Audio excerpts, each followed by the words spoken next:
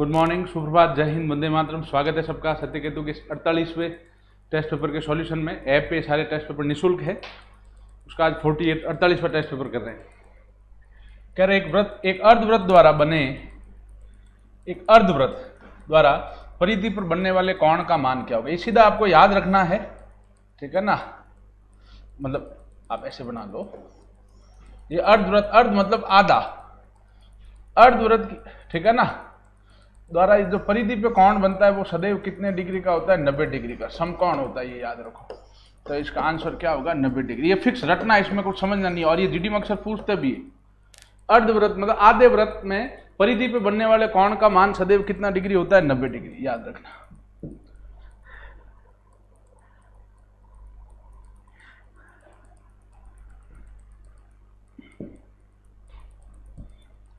अब ये प्रश्न है कॉस बटा सेक थीटा प्लस साइन बटा कॉस थीटा।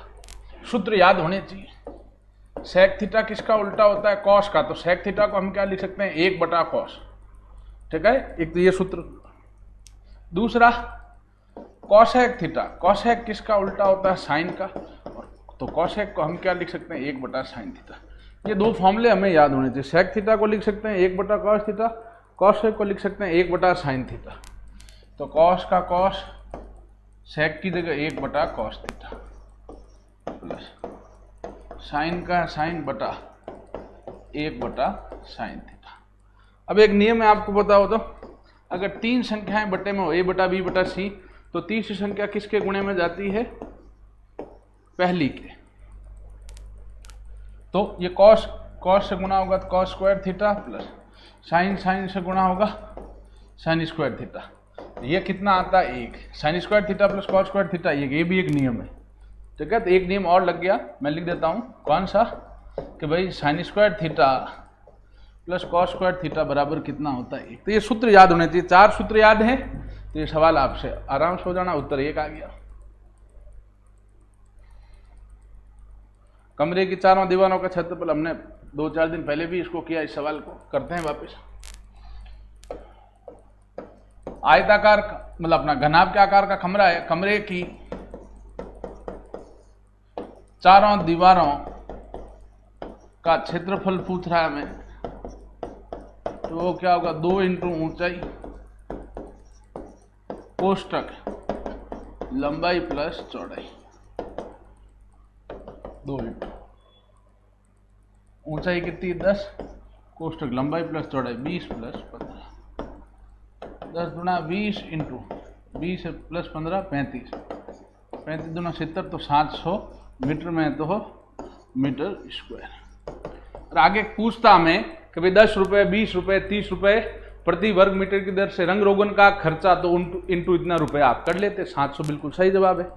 चलिए अब नेक्स्ट सवाल की ओर बढ़ते हैं बेटा। ऊंचाई दूरी का त्रिकोणमिति का प्रश्न है अगला।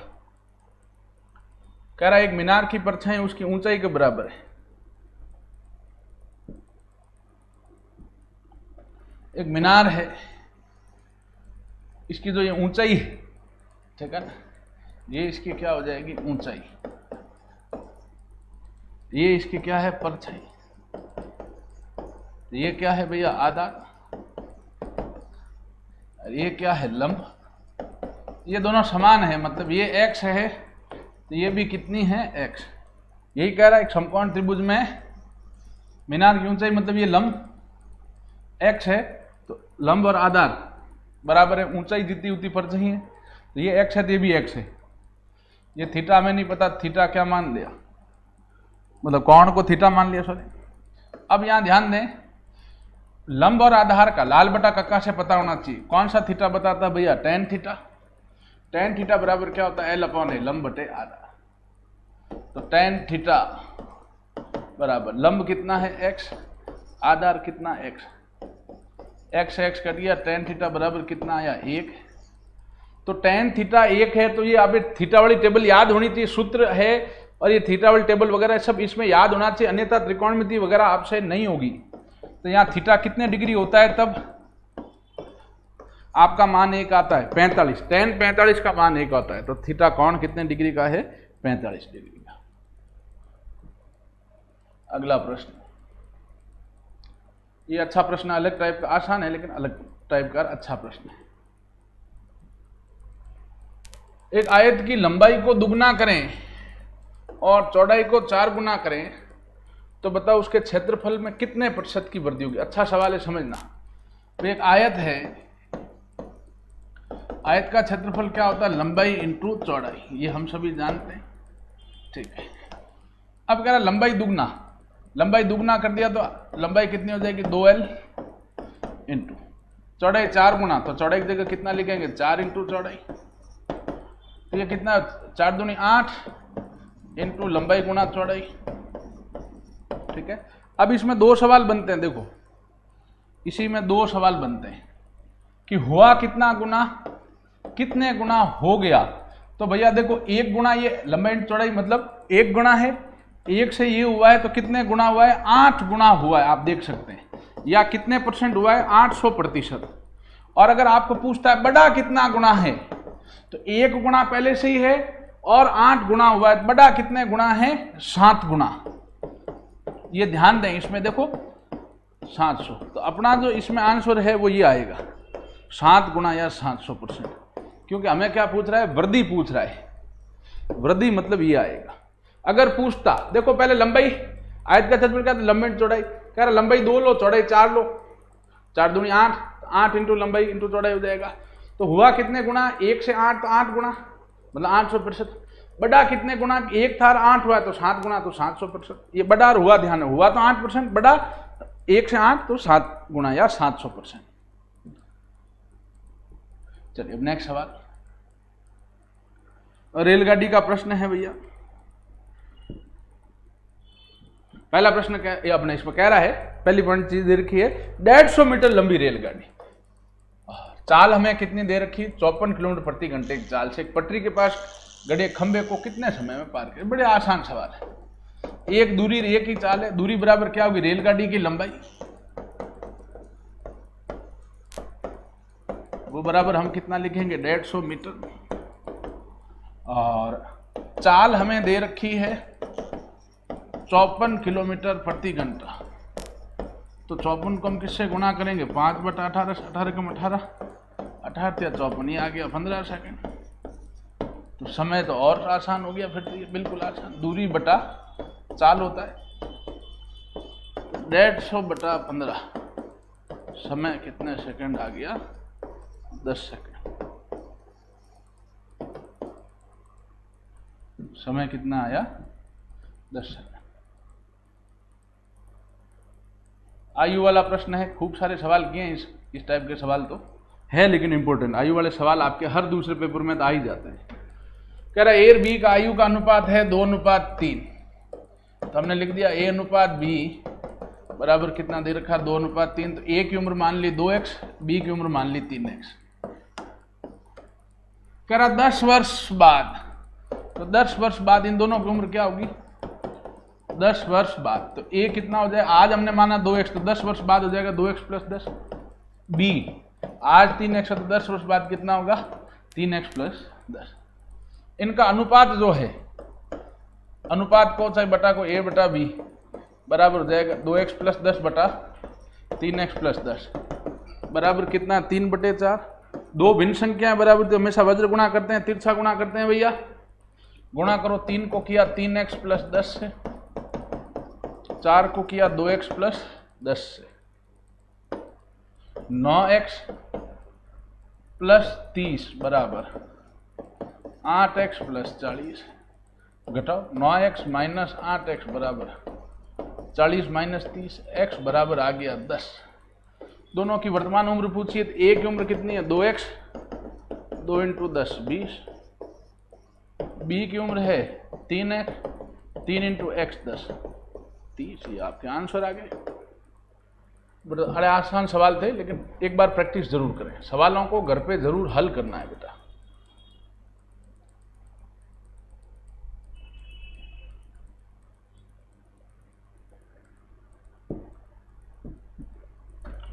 कह रहा 2 नल ए और बी, ये अलग टाइप का सवाल है, समझें। 2 नल ए और बी है, उनकी क्षमता क्या है 3:5 के अनुपात की क्षमता है, ठीक है ना।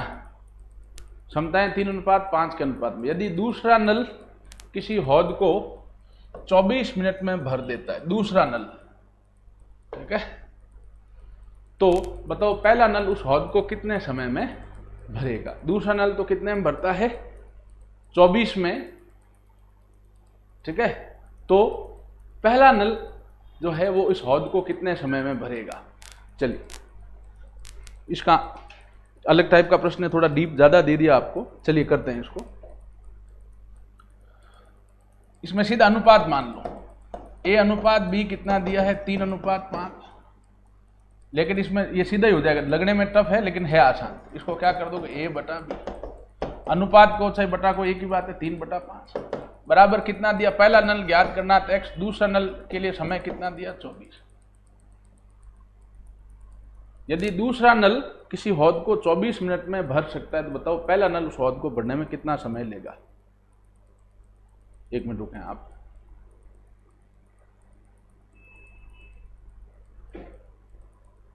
पंद्रह। अच्छा, इसमें एक चीज ध्यान दें, इसमें एक चीज ध्यान दें, यहां उल्टा होगा, या आप यूं समझ लें कि उल्टा मानना है। कारण क्या है, समय कार्य में हमेशा उल्टा होता है, ये एक चीज ध्यान दें। मतलब आप इसको केवल इतना समझ लें कि ए अनुपात बी बराबर कितना है, 3:5 है, ठीक है ना। इनका काम करने का जो अनुपात है वो कितना है, 3:5 है, ठीक है ना। तो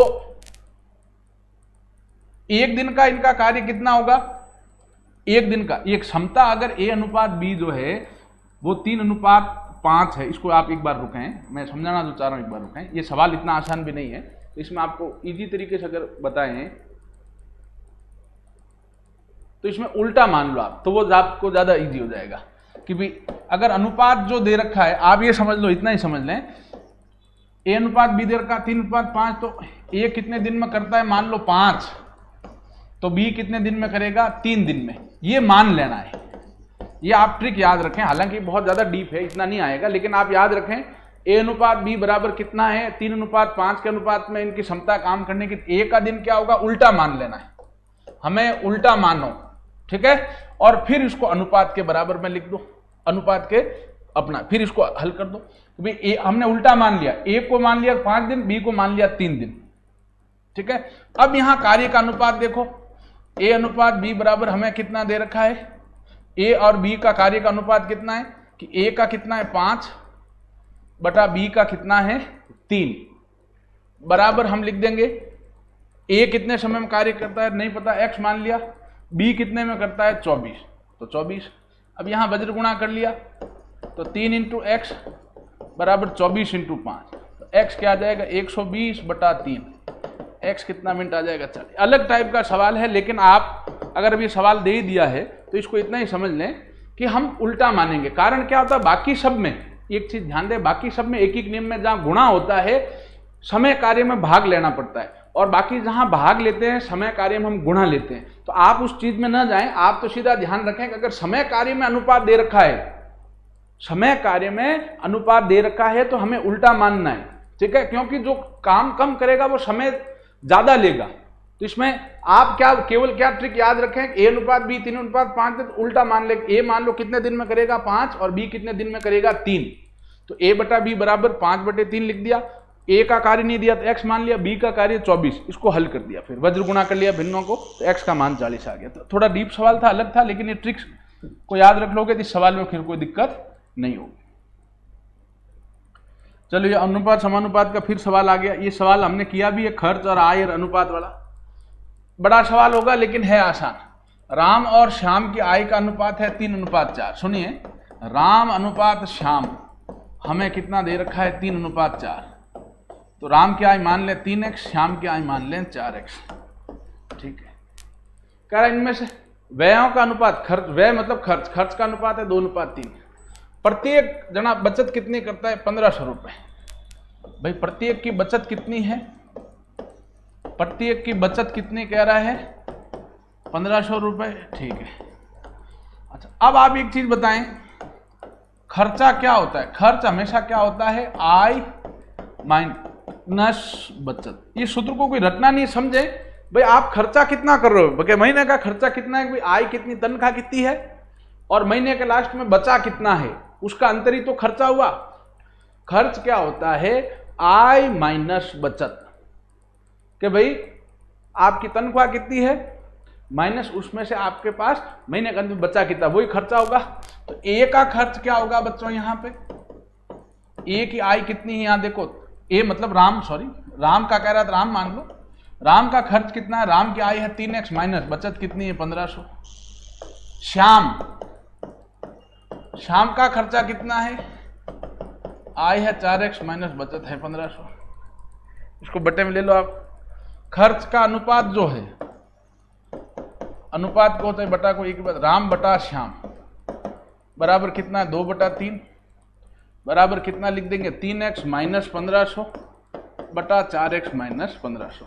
ये राम और श्याम का खर्चा है, खर्च का अनुपात 2:3 दिया, व्ययों का अनुपात 2:3 है, 2/3 लिख दिया बराबर ये। यहां से वज्र गुणा कर दिया, तिरछा गुणा कर दिया, हल कर दिया, 3 को गुणा किया 3x माइनस 1500 से, 2 को गुणा किया 4x माइनस 1500 से, 9x माइनस 4500 बराबर 8x माइनस 3000, घटाया 9x माइनस 8x बराबर 4500 माइनस 3000, तो x कितना आ गया 1500। पूछा क्या है, राम की आय, तो हमने राम की आय क्या मानी प्रश्न में 3x, तो 3 इंटू 1500 कितना आ जाएगा 4500 रुपये, यह आपका आंसर। चलिए नेक्स्ट सवाल की ओर बढ़ते हैं। औसत का प्रश्न है, वही राशियों का योग बराबर औसत इंटू राशियों की संख्या वाला। राशियों का योग बराबर क्या होता है, औसत इंटू राशियों की संख्या। 9 संख्याओं से पहली 5 का औसत दिया, अंतिम 5 का औसत दिया है, तथा सभी 9 संख्याओं औसत दिया, 5वीं संख्या क्या है।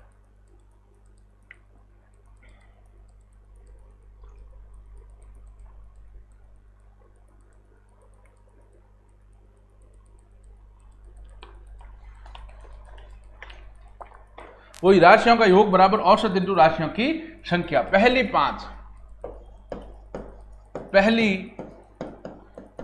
5 संख्याओं का औसत कितना होगा भैया,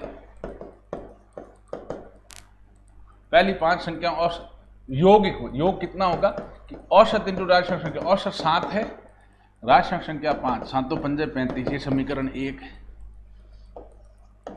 अंतिम 5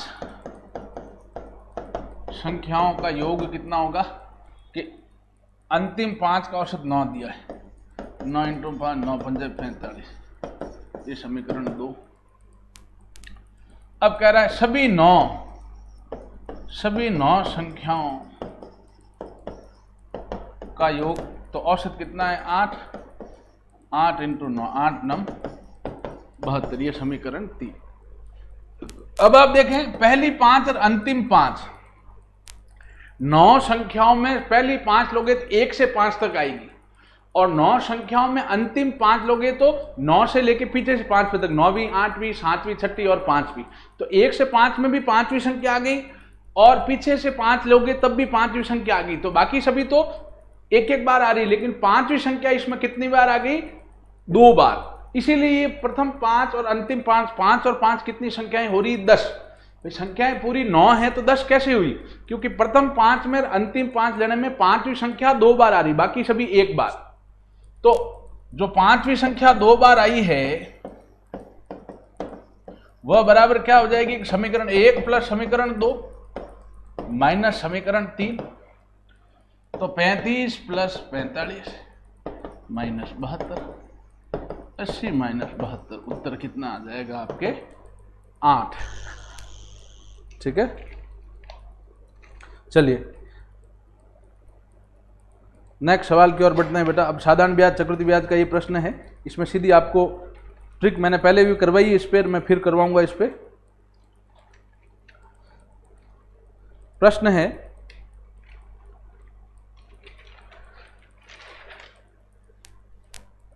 अगला किसी धन का 10% की दर से 2 वर्ष का साधारण ब्याज 600 रुपये है, 10% की दर से 2 वर्ष का सरल ब्याज साधारण ब्याज 600 रुपये है, तो बताओ उसी राशि का उसी दर से 2 वर्ष का चक्रवृद्धि ब्याज क्या होगा। मैंने आपको एक ट्रिक बताई थी, याद हो तो, अगर 2 वर्ष समय दे रखा है तो साधारण ब्याज और चक्रवृद्धि ब्याज के बीच का संबंध क्या है, 200 प्लस R बटा 200 बराबर चक्रवृद्धि ब्याज बटे साधारण ब्याज। ये ट्रिक याद रखें आप। ये ट्रिक क्या बताती है आपको, साधारण ब्याज और चक्रवृद्धि ब्याज के बीच में संबंध बताती है। तो 200 प्लस R बटा 200, दर कितनी दी है 10, तो 10 लिख दिया, 200 प्लस 10 बराबर चक्रवृद्धि ब्याज के साधारण अपना याद करना तो x बटा साधारण ब्याज कितना दिया है 600, ये हो गया 210 बटा 200 बराबर x बटा 600, वज्र गुणा कर लो, x इंटू 200 बराबर 210 इंटू 600, x आ जाएगा 210 इंटू 600 बटा 200, 2 0 2 0 2 का भाग 6 में दिया 3 बार, इसको इससे गुणा कर दिया तो कितना आ गया 630। ठीक है 630।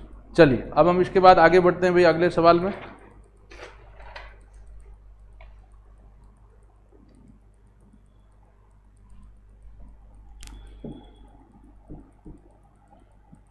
अगला प्रश्न है,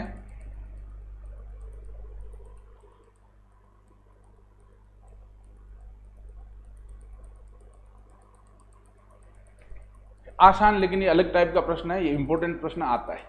किसी परीक्षा में 40% तो हिंदी में फेल हुए और 35% संस्कृत में अनुत्तीर्ण हुए। अनुत्तीर्ण मतलब फेल हुए। यदि दोनों विषय में 20% छात्र अनुत्तीर्ण हुए, दोनों विषय में कितने हुए 20%, ठीक है, तो बताओ कितने प्रतिशत छात्र पास। इसमें एक ही चीज याद रखना, सुनना, हिंदी में इसमें देखो प्रतिशत का मामला है तो कुल छात्र हम कितना मानते हैं, मतलब कुल विद्यार्थी कितने मानेंगे 100। प्रतिशत में हमेशा, बाकी सब में x मानते हैं, प्रतिशत में हम कितना मानते हैं 100। कुल विद्यार्थी कितने माने प्यारे बच्चों 100। तो क्या कह रहा है, हिंदी अनुत्तीर्ण मतलब फेल, हिंदी में अनुत्तीर्ण कितने हैं बच्चों 35। संस्कृत में अनुत्तीर्ण कितने हैं, हिंदी में 40 कह रहा है, संस्कृत में कितने हैं 35। ठीक है, दोनों में अनुत्तीर्ण, हिंदी और संस्कृत दोनों में अनुत्तीर्ण कितने हैं, तो कह रहा है 20%, तो 20 ये दिया हुआ है। याद रखें एक चीज, ये रट लें बलिफ सूत्र या ये जो ट्रिक है, कुल फेल कितने होंगे, तो क्या होगा कुल फेल क्या होगा बच्चों, हमेशा याद रखें कि भाई पहले वाले में फेल, हिंदी में फेल प्लस संस्कृत में फेल, हिंदी में फेल प्लस संस्कृत में फेल माइनस दोनों में फेल घटाने होते हैं। ये आप रट लें। टोटल फेल क्या होते हैं कि पहले विषय में फेल प्लस दूसरे विषय में फेल माइनस दोनों में फेल। ये आप ट्रिक, इसको आप याद कर लें, रट लें। तो क्या हुआ, हिंदी में फेल है 40, संस्कृत में 35 माइनस 20, 75 माइनस 20 55। 100 में से 55 फेल है तो पास या उत्तीर्ण कितने होंगे 100 माइनस 55 45। और चूंकि 100 ही माने हैं, कुल विद्यार्थी 100 ही माने हैं, तो आंसर क्या आ जाएगा 45%।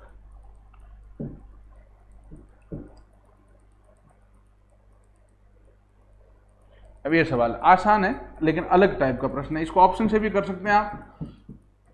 कह रहा किसी खंबे का 1/3 भाग, खंबे का 1/3 भाग कीचड़ में है, 1/4 भाग जल में है, शेष 5 मीटर भाग ऊपर है, तो खंबे की ऊंचाई ज्ञात करो। जो चीज पूछी जाती है उसको x मानते हैं। खंबे की ऊंचाई पूछ रहा है बच्चों, तो इसको हम क्या मान लेंगे x। जो चीज हमें पूछी जाती उसको सदैव हम x मानते हैं। खंबे की ऊंचाई पूछी, उसको हमने x मान लिया, ठीक है। कीचड़ में कितना है, उसका 1/3, तो कीचड़ में 1/3 मतलब x बटा 3।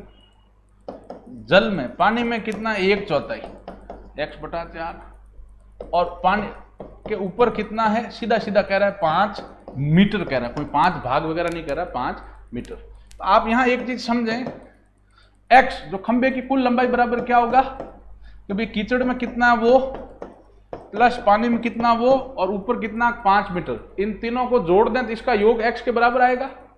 खंबे की ऊंचाई x बराबर क्या होगा, कीचड़ में कितना प्लस पानी में कितना प्लस ऊपर कितना, उनको जोड़ें उसी के बराबर आएगा। इसको हल कर दो, ये x वाले दोनों प्लस के उधर ले जाओ, माइनस के x minus x/3 minus x/4 बराबर 5। यहाँ बटे में कुछ नहीं, 1 3 4 का लसब 12, 1 का वैश में 12 बार 12 को x किया 12x, 3 का वैश में 4 बार इसको किया 4x माइनस इसका वैश में 3 बार तो 3x बराबर 5। ये हो जाएगा 12x माइनस 7x बटा 5 बराबर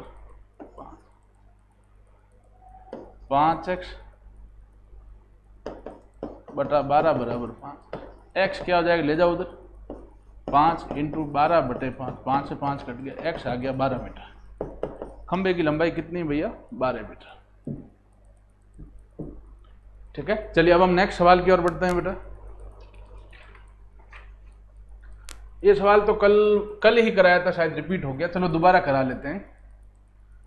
ये प्रश्न अपने कल ही किया था हमने, लसप पूछा है, ठीक है, लसप कल ही कराया है। तो लसप क्या होता है, संख्याओं से बड़ा, बड़ा मतलब ज्यादा ज्यादा कितनी बार लेते हैं, यहाँ 2 की घात 2, यहाँ 2 की घात 3, यहाँ 2 की घात 3, तो अधिकतम कितना है 2 की घात 3 इंटू यहाँ 3 की घात 5, यहाँ 3 की घात 2, यहाँ 3 की घात नहीं है तो 1, अधिकतम कितनी है 3 की घात 5 इंटू यहाँ 5 की घात 4, यहाँ 5 की घात 3, यहाँ 5 की घात 4, अधिकतम कितनी 5 की घात 4। ये तो लसप है। चलिए आइए इसमें साथ में मसब भी निकाल लेते हैं। मसब संख्याओं से कैसा होता है, छोटा, तो कम से कम कितनी बार आए वो लेते हैं, 2 यहाँ 2 बार, 2 यहाँ 3 बार, 2 यहाँ 3 बार, कम से कम 2 की घात 3, यहाँ 5 बार, यहाँ 2 बार, यहाँ नहीं दे रखा तो 1 बार, 5 इसमें 4 बार, इसमें 3 बार, इसमें 4 बार, तो कम से कम 3 बार।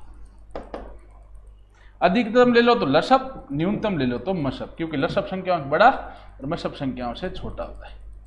अब ये प्रश्न दिखने में बड़ा लेकिन अत्यंत आसान प्रश्न है। अंदर से इसको हल करते जाना, सबसे अंदर वाला कोष्टक, मतलब अंडर 290 का वर्गमूल कितना होता है 17, बाकी वैसे वैसे 510 प्लस 344 प्लस, इसकी जगह मैंने 17 लिख दिया,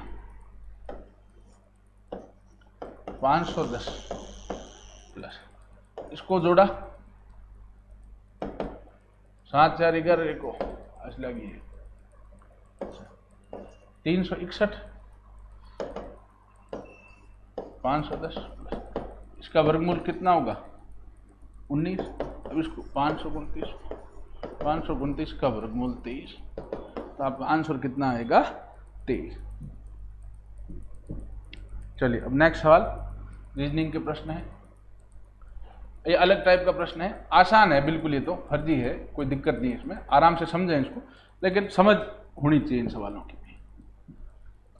कह रहा है कमरे को बिस्तर कहें, कमरे को कोड नेम में क्या कहें, बिस्तर, और बिस्तर को क्या कहा जाएगा, खिड़की, और खिड़की को कहेंगे हम फूल, फूल को कहेंगे कूलर। तो व्यक्ति सोने के लिए किसका प्रयोग करेगा, हम सोते किस पे हैं, बिस्तर, लेकिन बिस्तर के लिए हमने क्या प्रयोग किया है, शब्द खिड़की, तो हम सोने के लिए किसका प्रयोग करेंगे भैया, खिड़की का। बोले अब इतना आसान सवाल है। चलिए अब हम आगे चलते हैं बच्चों। अगला प्रश्न है, अब ये सवाल दिखने में देखो थोड़ा बड़ा लगेगा, लेकिन इसको समझना है आसान, कुछ ज्यादा इसमें लंबा चौड़ा भी, अलग टाइप का प्रश्न है। कह रहा है 4 8 1 का मतलब है स्काई इज ब्लू। अलग टाइप का प्रश्न है, प्लीज समझिएगा, है आसान। 4 8 1 का मतलब है स्काई इज ब्लू। 2 4 6 का मतलब है सी इज डीप, और 6 9 8 का मतलब है सी लुक्स ब्लू। तो ब्लू कोड के लिए कौन सी संख्या है। इसमें देखो आप ये लिख दिया, अब इसमें आप समझना, मैं अलग अलग कलर से इसको करूंगा तो आपको समझ में आसानी से आएगा। पहले मैं पूरा ही समझा देता हूं। पहली और दूसरी लाइन देखें आप, पहली और दूसरी में क्या क्या कॉमन है, ईद इसमें भी, ईद इसमें भी है, तो इसमें क्या क्या, जरूरी नहीं कि ऐसे 8 मतलब ईद है, 4 मतलब ईद है, नहीं। पहली और दूसरी लाइन में क्या कॉमन है, ईद ईद, इसमें पहली और दूसरी लाइन में क्या कॉमन है, 4 4, तो 4 का मतलब क्या हो गया, ईद, ये ध्यान दें, ठीक है। अब दूसरी और तीसरी लाइन में यहां 6 है, यहां 6 है, यहां दूसरी लाइन में क्या है, सी सी, तो 6 का मतलब क्या हो गया, सी।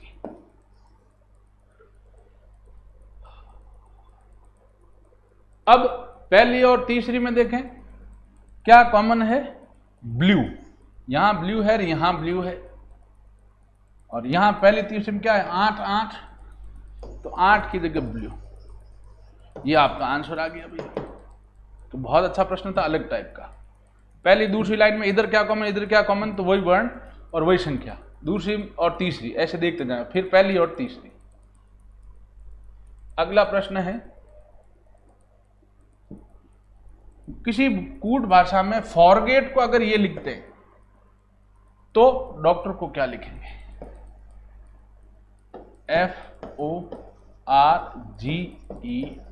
सबसे पहले हमें ये लिखना है, फिर DPPHCU, F मतलब 6, O मतलब 15, R मतलब 18, G मतलब 7, E मतलब 5, T मतलब 20, D मतलब 4, P मतलब 16, P मतलब 16, H मतलब 8, C मतलब 3, U मतलब 21। अब 6 से 4 हुआ 2 घटा, 15 से 16 1 बटा, 18 16 2 घटा, 7 से 8 1 बटा, 5 से 3 2 घटा, 20 से 21 1 बटा, 2 घट रहा है 1 बढ़ रहा है, तो हम लिख देंगे डॉक्टर DOCTOR, D मतलब 4, O मतलब 15, C मतलब 3, T मतलब 20, O मतलब 15, R मतलब 18। पहले 2 घटाओ फिर 1 जोड़ो, पहले 2 घटाओ फिर 1 जोड़ो, पहले 2 घटाओ फिर 1 जोड़ो, 4 में 2 घटाया 2, 2 मतलब क्या लेंगे, B, 15 में 1 जोड़ा 16 मतलब P, 3 में 2 घटाया 1, 1 मतलब A, 20 में 1 जोड़ा 21 मतलब U, 15 में 2 घटाया 13, 13 मतलब M, 18 में 1 जोड़ा 19, ठीक है। तो आंसर ये आ जाएगा आपका BPAUMS, ठीक है। चलिए अब नेक्स्ट सवाल की ओर बढ़ते हैं। दिशा दूरी का प्रश्न है अगला।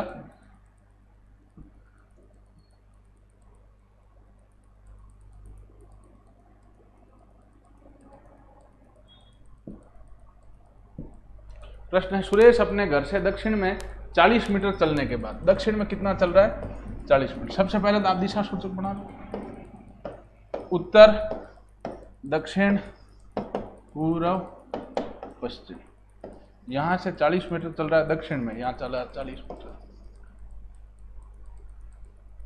बाएं मुड़कर 10 मीटर चलता है, यहां से बायां मतलब लेफ्ट हैंड साइड, दावे हाथ इधर होगा, 10 मीटर चला, यहां आ गया 10 मान लो। उसके बाद उत्तर में मुड़कर 20 चलता है, उत्तर मतलब सीधा ऊपर, फिर तो कोई देखना ही नहीं, 20 मीटर चला, यहां आया। फिर अपने घर की ओर चलता है, ये रहा घर, घर की ओर चलता है। तो ये कौन सी दिशा में जा रहा है, कह रहा अब वह किस दिशा में है, ठीक है, घर की ओर चलता है, तो ये कौन सी दिशा में जा रहा है, उत्तर पश्चिम दिशा में, ठीक है। वह किस दिशा में है, उत्तर पश्चिम दिशा में। चलिए लास्ट सवाल आज की क्लास का, मानव, पक्षी और पशु, मानव, पक्षी और पशु, ठीक है। ये तीनों अलग होंगे, भाई मानव अलग होता है, पशु पक्षी जानवरों में पशु और पक्षी आते हैं वो भी अलग होते हैं। हालांकि आजकल ये भी सही होना चाहिए क्योंकि मानव भी पशु होता जा रहा है, तो ये भी सही है, लेकिन यहाँ ये करेक्ट है। ठीक है।